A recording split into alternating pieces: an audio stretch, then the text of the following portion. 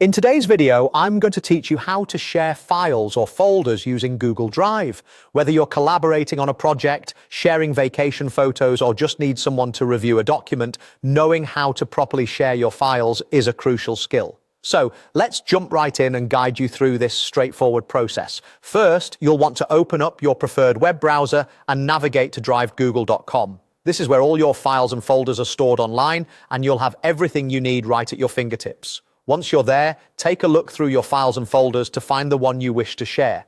Now, once you've located it, you'll want to right-click on that file or folder. When you do this, a menu will appear with a variety of options. Among those, you'll see an option labeled Share.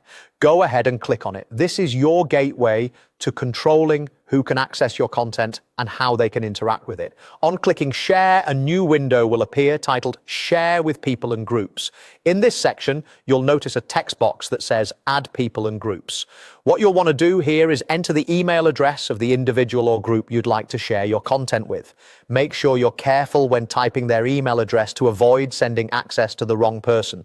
Once you've entered the email address, you'll be presented with several permission options tailored to suit different needs depending on how much control you want to give. You have the option to select Viewer. When you choose this, the person receiving your file or folder will only be able to view its contents, perfect for when you want someone just to look things over. But if you would like them to provide feedback, you may prefer the Commenter option, which allows them to both view and comment on the documents. In cases where collaboration is needed, the editor permission is your best bet. This option gives them the ability to edit, upload, and even delete items within the folder or file.